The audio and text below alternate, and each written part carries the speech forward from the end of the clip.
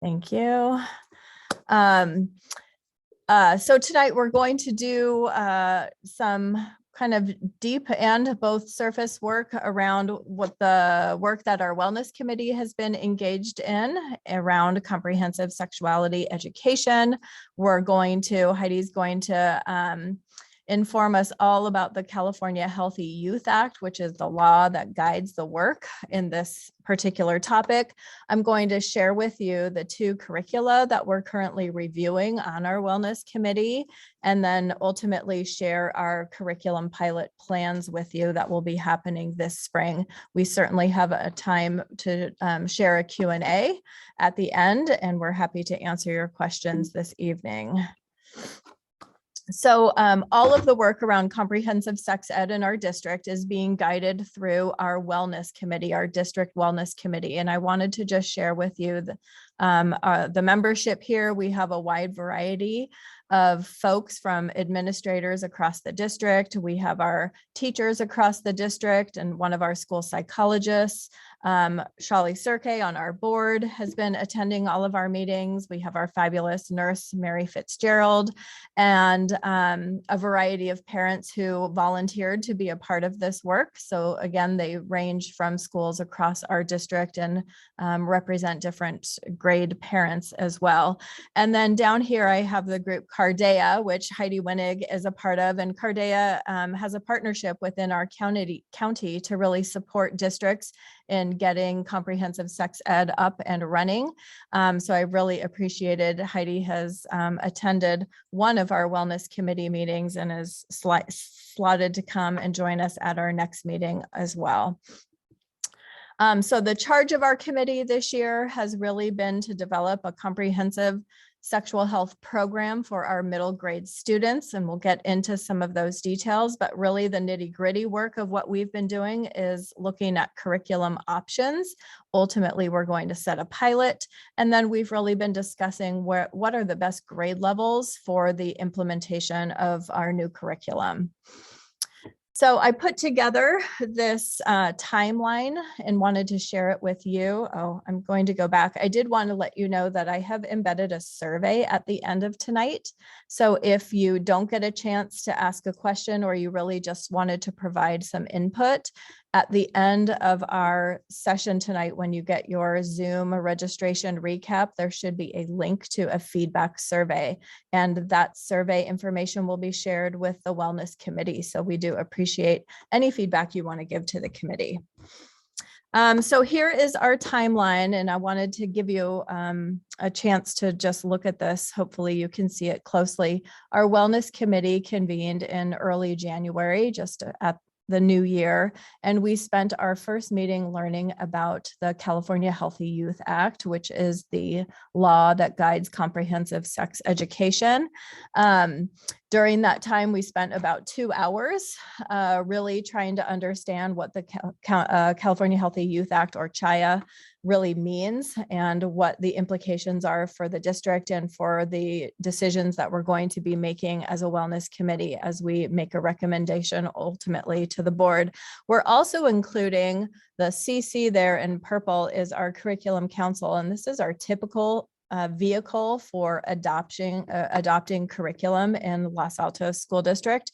So we are working closely. We have one parent representative who's on both committees. We have one principal who's on both committees, and I run both of those committees. So we are keeping our curriculum council informed along the way.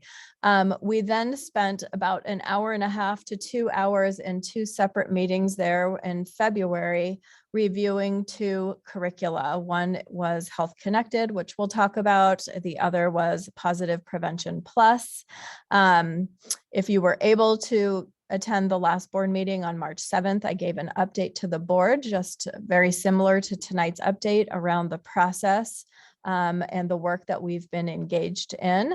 And tonight you can see with our red star, this is where we are right now. This is our first parent information meeting, really to explain to you our process, to let you get a quick glimpse into the work that we've been doing, the curricula that we're looking at, and to be able to ask or provide any feedback that you want on our process or on your wants. The committee right now is deep into doing some side-by-side lesson comparison within the two curriculum. So when we meet again on March 29th, we will be selecting one curricula to pilot this spring. Once that happens, I'm moving along in the timeline here. Once that happens, we will have another opportunity or several opportunities for parent education to go deep into the selected curriculum, to look at the lessons, to give you the full preview that parents may want. Along with a virtual meeting that will go deep, we'll of course send out parent letters and notifications and what have you. So we are planning this spring to pilot one curriculum and ultimately have an opportunity for the teachers who do the piloting, the students who participate, and the families to participate, to provide some feedback to our group and to curriculum council. And that feedback will determine whether or not we believe we've found the right curriculum for our district. And if so, then we would bring that to the board as a recommendation, likely next fall. If we decide not, then we will continue along with our process and see where that takes us. So that's kind of the timeline that we're following. So we do hope by spring to have completed a good pilot by the end of the spring. So I'm now going to hand it over to Heidi. I think it's important that our community really understands why we're teaching comprehensive sexual health education, what the implications are around the law, and choices that we're making around curriculum. So I appreciate so much Heidi being here. Thank you, Heidi. Oh, it's my pleasure. I'm so happy to be here. I'm also a parent myself. I have a 10 and a 12-year-old, a 4th and 6th grader. So and I've been teaching puberty ed and sex ed and doing parent ed for many, many years, and working in many schools throughout the state of California. So it's just, yeah, it's my pleasure to be here and to work with you. And I'm happy to answer whatever question. Nothing will shock me or throw me off. So please just feel free to ask whatever you want. So I'm going to go through a little bit of information. And like I said, I guess questions can go in the chat. Is that right? Or in the Q&A, Sandra? We'll do questions at the end, yeah. and we'll have folks raise their hand. And if we want to stop at a certain point, we can do that. Okay, perfect. Okay, so why sexual health education? I mean, I'm sure a lot of you are on board with this, but in terms, we know that this is something that our young people are interested in. We know that this is something that our young people need. We all saw our students at home over the past couple of years be engaged more online, and all of the things that they're dealing with. We all watch movies and listen to music, and we see the stuff that our kids are exposed to. So we know that it's important, just anecdotally as parents. And there's decades of research that show that sex ed is actually protective and preventative, right? And I'm going to tell you a little bit more about that in a minute. And it's also, we know that it aligns with the standards. The state of California has very specific standards for all topics, as you know, math, English, all the things, including health education. And so there are standards for each grade level as to what should be taught around health education and human growth and development and sexual health. And then lastly, it's actually the law. And I'm going to tell you a little bit about that too. So it's the right thing to do. It's science tells us it's a great thing and an important thing to do. Our state is giving us guidance and a framework for how to do it well. And our legislatures are also mandating it. So that's what's going on. You will hear my dog throughout the evening, probably. So I know that some of you, let's see. Can you get the dog, sweetheart? Okay, sorry about that. So I know that some of you might be thinking, or maybe you're thinking, you know, my kid hasn't talked a lot about this, or my kid doesn't know a lot about this. Is this going to make my kid curious, or what's going to happen if the schools start teaching this information? What we know, like I said, for decades and decades of research is that young people that have access to high quality, medically accurate sexual health education actually have better health outcomes long-term than those young people that don't have access to it. Some of the indicators that we see that folks that have access to sex ed actually reduce the frequency of sexual activity. They have fewer sexual partners. We see that they start having sex later. So contrary to some kind of the myths around like, oh, it's going to spark curiosity or things like that. Nope, we actually see that students that participate in sex that actually start having sex later than their peers that don't. We also see that they're self-reported to be more likely to use contraception, more likely to reduce unintended pregnancies, more likely to be able to use condoms and other forms of protection. And some other things that we see. Oh, you could go to the next slide. I'm like, why won't it click? There we go. We know, especially for young children, that talking about how our bodies work, talking about the body parts that we have, labeling the body parts that we have with medically accurate terms is actually preventative for child abuse. Unfortunately, in this case, ignorance is not bliss. Ignorance and naivete actually can lead to negative outcomes. And so as much as we'd like to keep our children in a little bubble, and that in this particular case is shown to not be helpful, and in fact can be harmful. We also know that when schools are providing high quality sex education, it is all of the skills around being a good friend, around setting boundaries, around understanding my own emotions and learning how to manage them and communicate with other people, around gender equity, right? Around appreciating the diversity of the gender identities that we have, around not assuming because of gender roles that girls are this and boys are this. All of these things are included in sex ed. So I am biased, of course, but for some people, it is really like one of the most important units that they participate in during their time in school. And then there's been also a number of studies that have linked sex ed to higher academic success. And the way that we understand that, right, is that especially for LGBTQ plus youth, when young people feel comfortable and safe in school, and when young people feel healthy, they are more likely to be able to succeed academically. So it makes sense, right? People see themselves reflected in the curriculum, they feel connected to the school, they feel safe with their teachers, they can perform academically. Like I mentioned before, there are a number of different national and state standards that tell us what to teach and when. So I don't want you to think that, somebody just made this up and it's their best idea. These are experts, public health, medical, and educational experts that get together from time to time and review these standards and update them. And so all of these things are linked here in this presentation.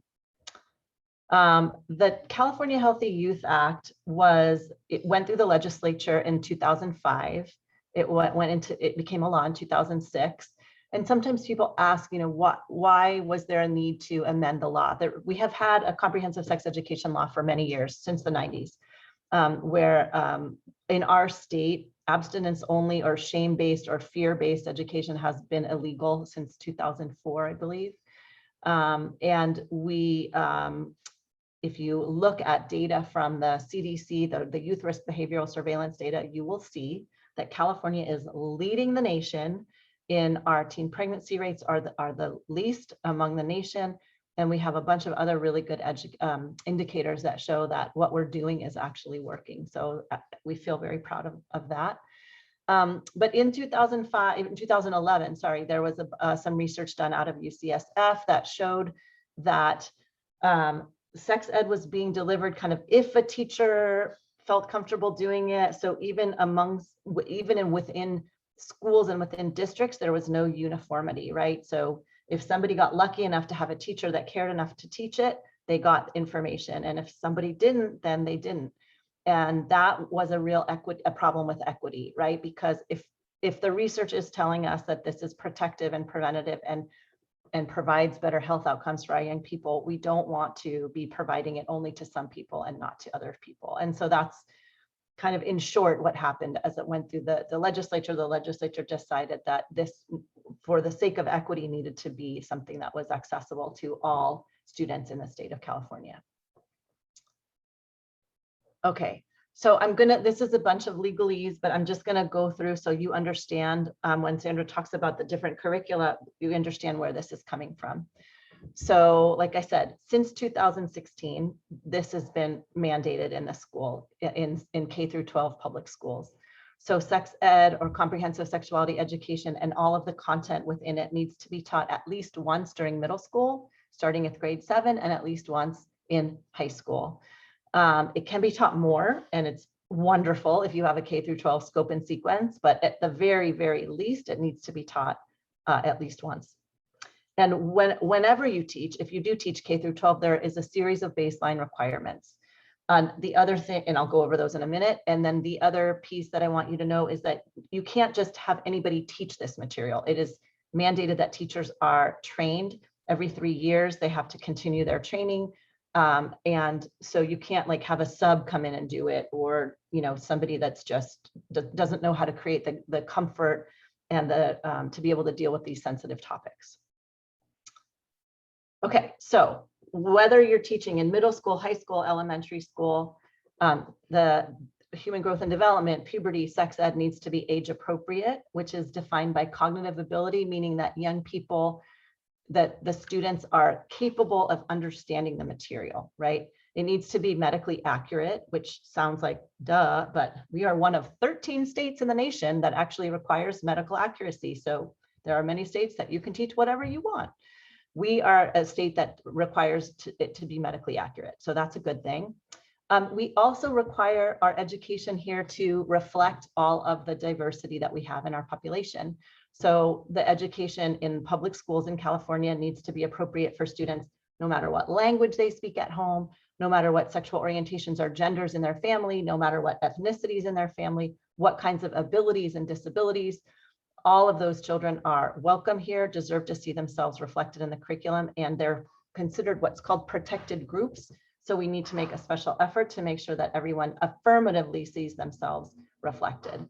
Of course, we can't teach with any kind of bias against any of those groups. Hopefully that goes without saying.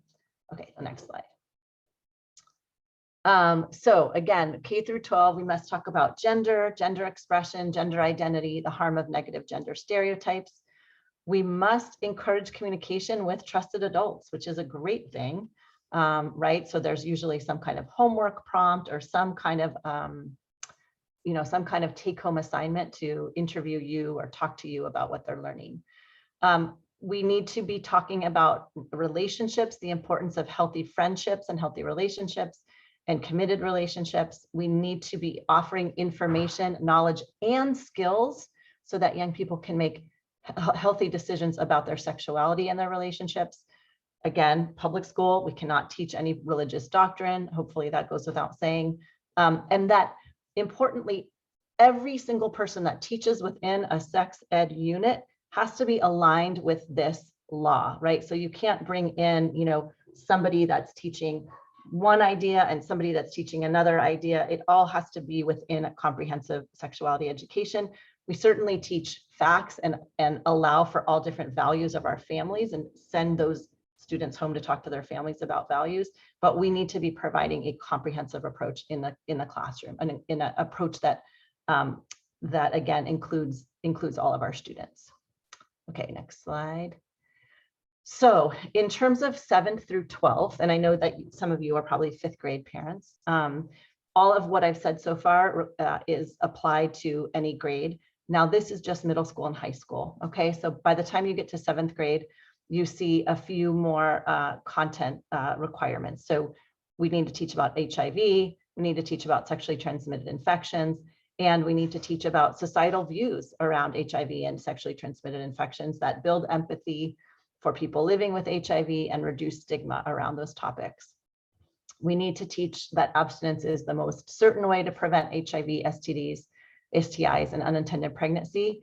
And we also need to include the effectiveness and safety of all FDA-approved contraceptive products, right? So we're making sure that students know that the most 100% way to prevent the transmission of disease and to prevent an unintended pregnancy is to abstain or to not have sexual activity with someone else. And for those people that are going to be ready someday, there are methods that they can protect themselves as well.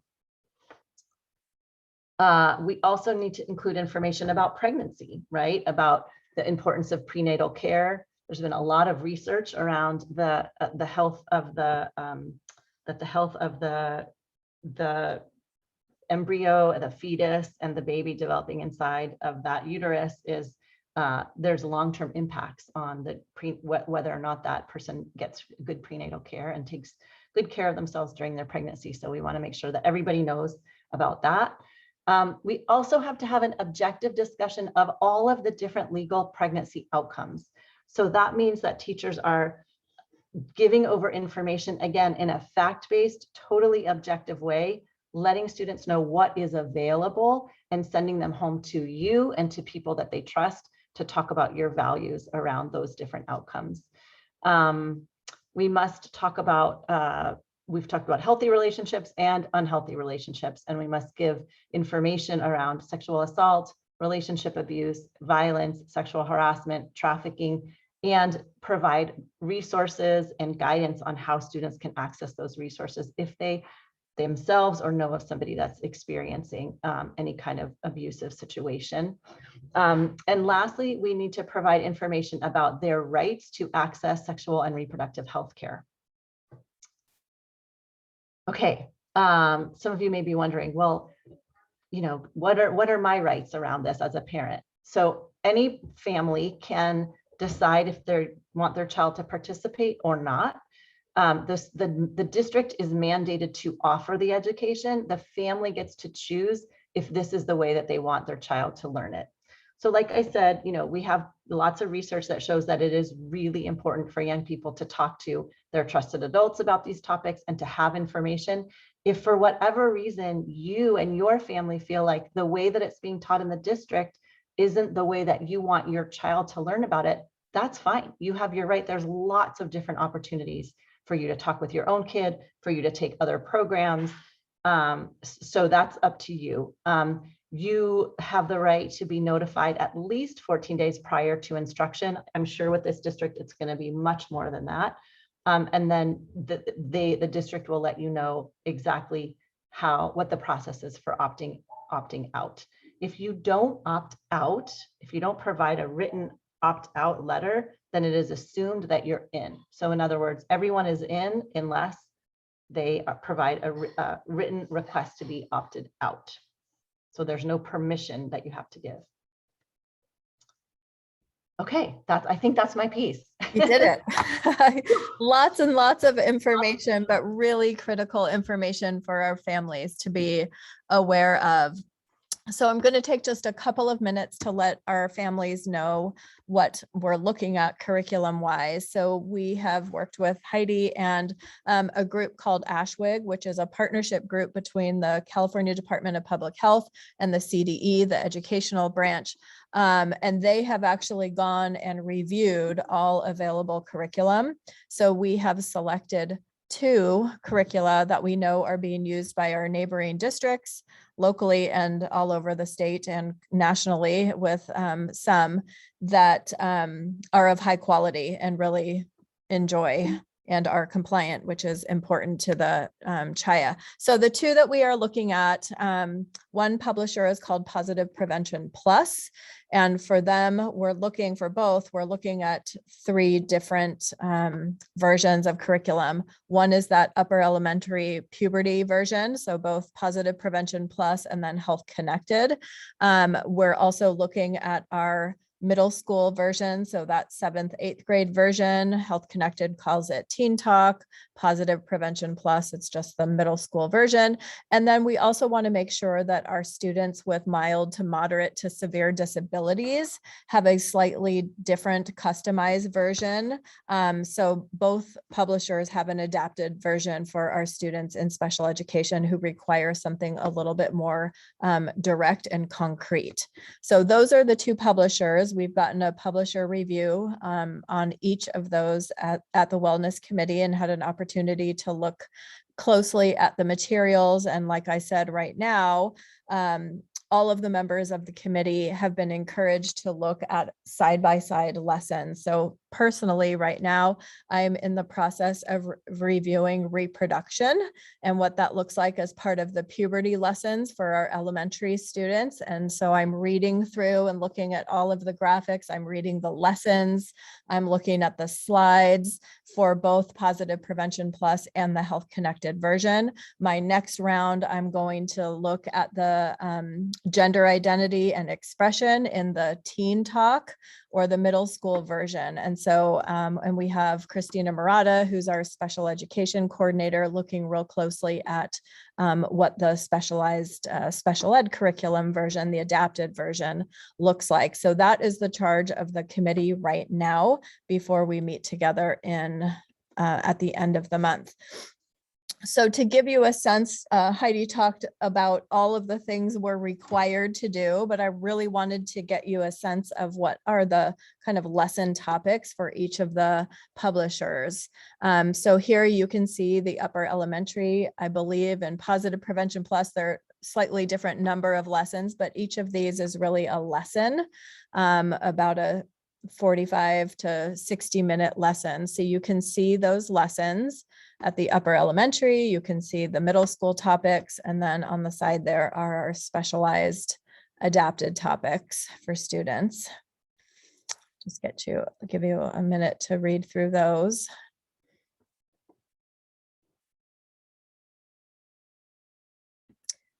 And then you can see the health connected topics right here. As I've been reviewing, the topics are, they're very similar because everybody's going by those standards and the framework. It might just be a slightly different organization of what that is. And what I've really noticed as I'm beginning to look more closely at lesson by lesson is the approach. So that's something that I've asked the folks on the wellness committee to look closely at. What type of experience do we want our students to have? And each of the publishers offers a slightly different type of experience. One is a little bit more direct lecture, I would say, with lots of great support materials. And another is a little bit more activity-based that gets students talking about playing games with this often uncomfortable content. So that will be certainly a topic of conversation that our wellness committee discusses when we get back together on March 29th. So our pilot, what we are planning right now is we will be having our 5th and 6th grade classes at both Oak and Santa Rita participate in the full body of lessons. So both of the 5th grade teachers are a part of our wellness committee.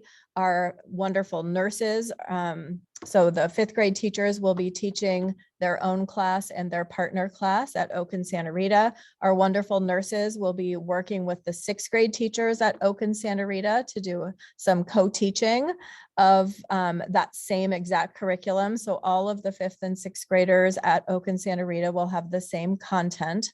All of those lessons, again, we'll be gathering feedback from the parents, from the students, from the teachers, from our nurses. In junior highs, we have 2 of our health teachers as part of, one from each block in Egan, as part of our committee as well. They're deciding they're probably not going to do the full 11 to 14 lessons, but they're going to pare it down. They've done some portions of similar topics already this year. So we're still finalizing exactly, but certainly we will have enough pilot classes happening for the teachers and the students to be able to get a good sense of whether or not this curriculum fits our needs.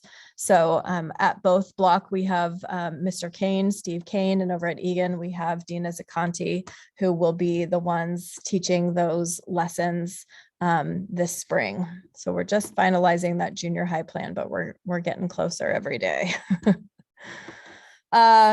That really is the bulk of our one-way talk at you right now, but I do want to make sure that you have an opportunity to ask questions.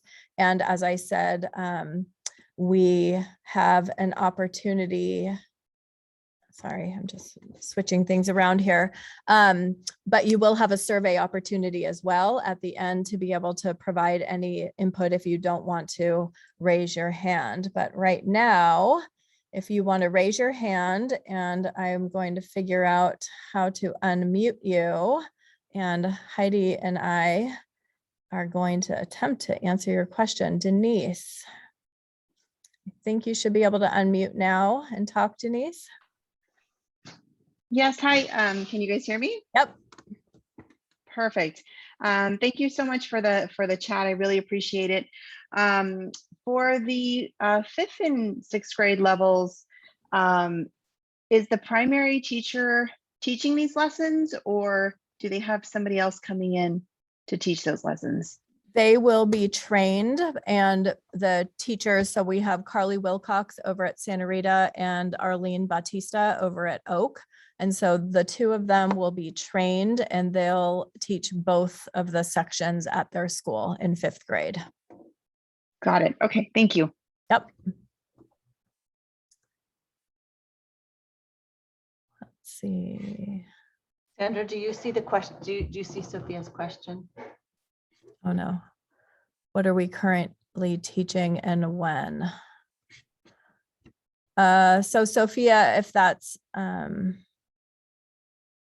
so last year we did teach in 6th grade. So I see you have two questions there. 6th grade did a whole unit on, even during COVID last year, we created a hybrid virtual unit for them. It's typically in the springtime.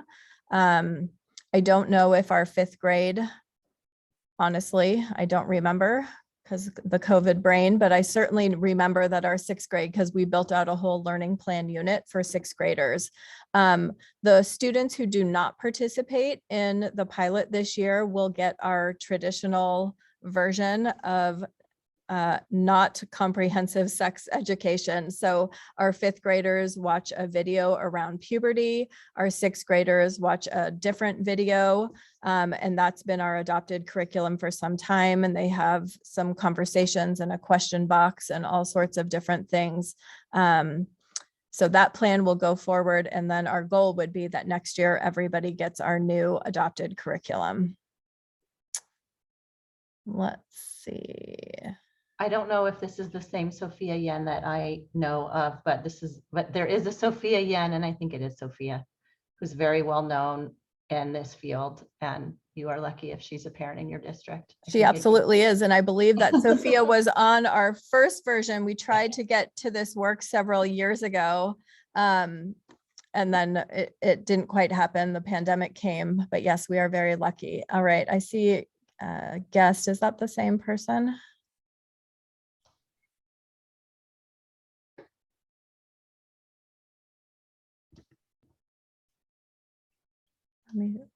You see that there's a question, what are the differences between the non-comprehensive curriculum and the comprehensive curriculum? So our existing curriculum, it's in elementary, it's a big difference. You will receive one at least 2 weeks beforehand, you'll have an opportunity to review, watch the video, to review all of the materials. That's both in elementary and in the junior high school. If your child does not participate in the pilot, that we will go through the same process so you can really look closely and understand what is taught in each spot there. Let's see, Christy, I see you. I think I have given you permission to talk. Hi, can you hear me? Yep. So my question was just, I think you said that California standards say it needs to be taught once in middle school, well, at least once in middle school and at least once in high school. Correct. So once you just decide on which program you're going with, is the goal to just teach it in 6th grade, or are you teaching it, are you going to have it taught in multiple grades in grade school and both 7th and 8th?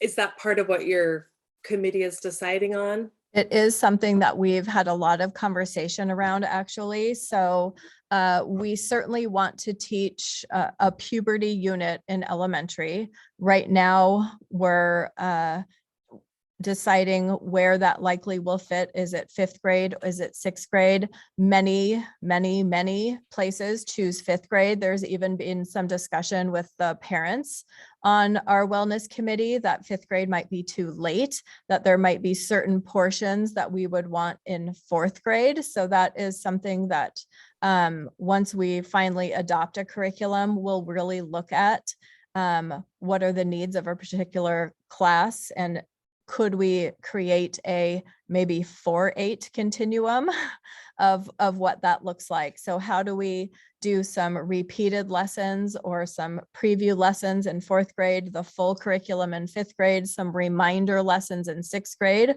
all from that same kind of bank of topics. And then when our students get to 7th grade, I know right now our junior highs get a little bit of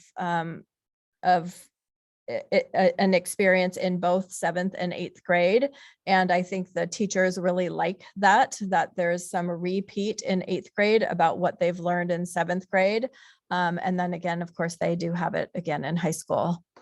So once we kind of solidify our curriculum choice, I think the next step will be to kind of create that continuum from 4 to 8. Great, thanks. Mhm. Let's see. Denise, did you have another question?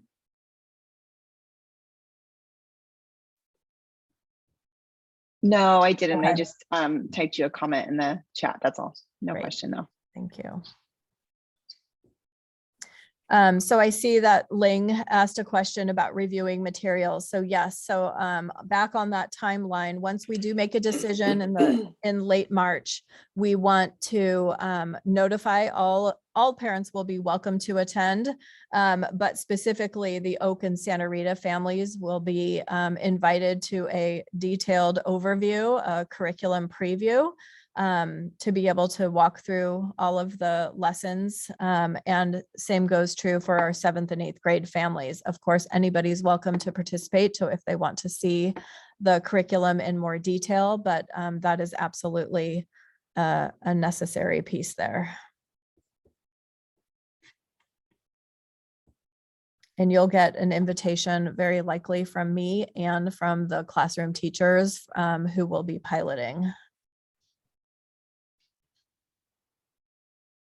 Let's see. Are there any other questions?